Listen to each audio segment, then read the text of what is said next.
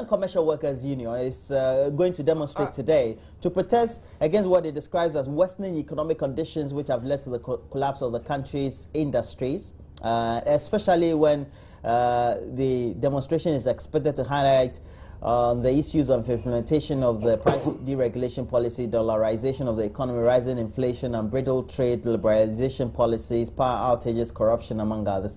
Actually, we have a number of them. We'll play your story. We'll do some 10-minute discussion and wrap up. The theme of the demonstration is saying melting down of the Ghanaian economy, the fate of the Ghanaian worker. Indeed, we have seen, especially in this year, 2015, how employers have been sunk with overhead costs. One of them is the Dumsor Mainlands. If they have been smart to get gensets, now to buy fuel into it, the fuel is also having persistent increases, okay?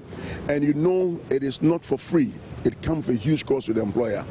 Most of the employers are saying, we are not in a position to continue with the rate of these increases.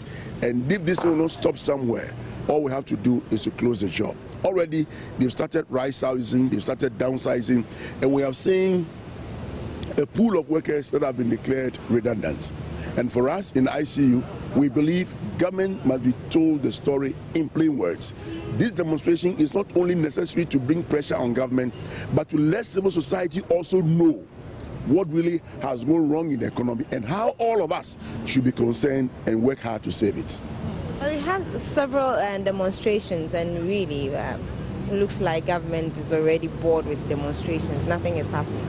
Well, whether government is bored or not, you see, we are in a democratic governance system. And in our constitution, the right to demonstrate is there.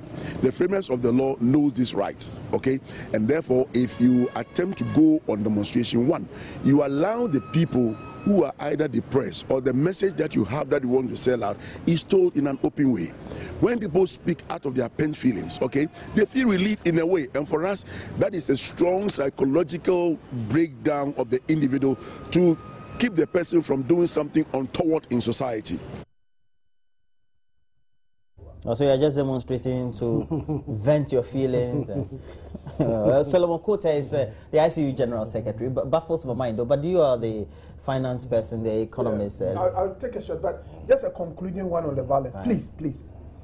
Look, unless governments, and here again, I speak like this because now NDC is in power. It will apply when MPP is also in power. If governments hold this view that I have the power, I will sponsor violence and use it to have my way in Why do you say sponsor violence? You have indication that because I'm saying that the people who do violence on the ground, we know them. Opposition parties are always struggling to take cover. And politicians must get out of this view that you can use state apparatus and get people to do the wrong things just so you can win elections, and that it will not happen when you are in opposition. So we should just walk out of this. It doesn't help us in any way. What happens in Talents, I listen to the president, all those who are holding the AK-47s and the vow, we want to see what action government will take to deal with those ones. We want to see that. But on the economy, on that, yes, some of us, people say, oh, you know about the economy and all that. But the real experts on the economy, they are in the market, they are in the streets. The ordinary person. The ordinary people. They are the real experts on the economy. And Roland, I have served as a special assistant to a minister of finance before, so I don't pretend that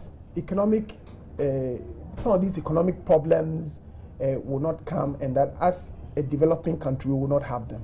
But anybody who is paying attention to Ghana's economy will tell you that things are getting worse and worse, and the gap between the money we are able to raise as a country and our expenditures, and when I say expenditures, you have all the corruption sitting in there, it's getting worse and worse and worse. And look, when we are now having difficulties investing in our energy sectors, when we are having difficulty holding our city, now we are pumping money, something is completely unsustainable. Every day, foreign exchange, in order to hold the city. Very soon, you exhaust your reserves. And then what happens? government overspends, the Bank of Ghana prints money to finance government expenditure, it dilutes the currency falls. Our export sector has been weak. It is not a today matter. It has been like that for a long time preceding this administration. But the current administration has no excuse not to deal with it head on. And I want to see the programs government wants to roll out to deal with this gap, which is now beginning to be manifest. Now, it's everywhere. There's no money, and things are not getting done properly. I think the ICU workers' demonstration today is something I support. The signal to government must be clear that things are getting worse. We cannot go on like this, and therefore we want to see clear strategies. For instance, holding the cedi. You cannot continue to pump so much money into the foreign exchange market every day. What's the alternative? The alternative is that one, government must cut its expenditure. It is the gap that is giving rise to all. Not cutting its expenditure. It is not doing that properly. If you go to the synopsis you gave us, you would see what incidents of corruption. You look at the Auditor General's report. All those things are in there. There are many instances that we are clearly courting judgment debts. I'm looking at all these things in public life, and I'm saying that the political leadership today has not woken up to the fact that where the economy is heading to, unless something changed, a time is going to come when we will be able to do very little. It does not surprise me that now we are told that our aspect of our energy sector has broken down again, and government says, I am now going to import crude oil. You know what that means? It means we need more money. All right. See, my brother has spoken eloquently, but the situation we are in today didn't start 2, 3, 4 years ago. It started when we ourselves started destroying our industries. When I was growing up, I knew a place called Tama, Industrial Enclave. You had Akasadoma. You had, you name it.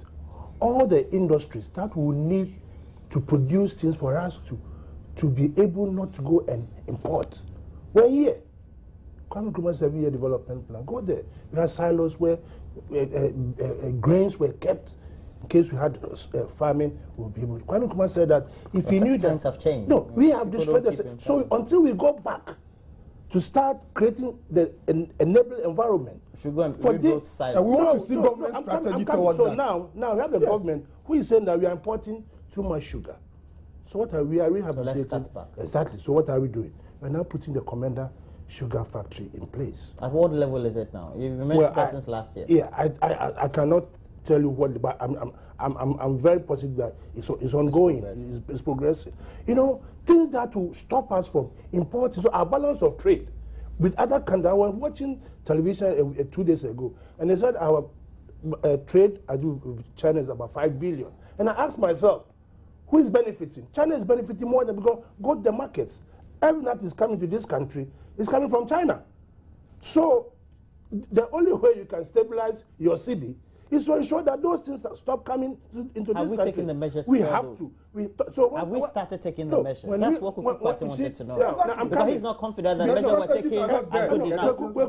You can only start doing those things if you put the strategy, that is to ensure that you are able to produce your own refrigeration here. The clothes that we wear, the shoes, the rice, all those petty things that we eat, the corn beef. We should be confident of ourselves. This discussion could have gone on for a long time.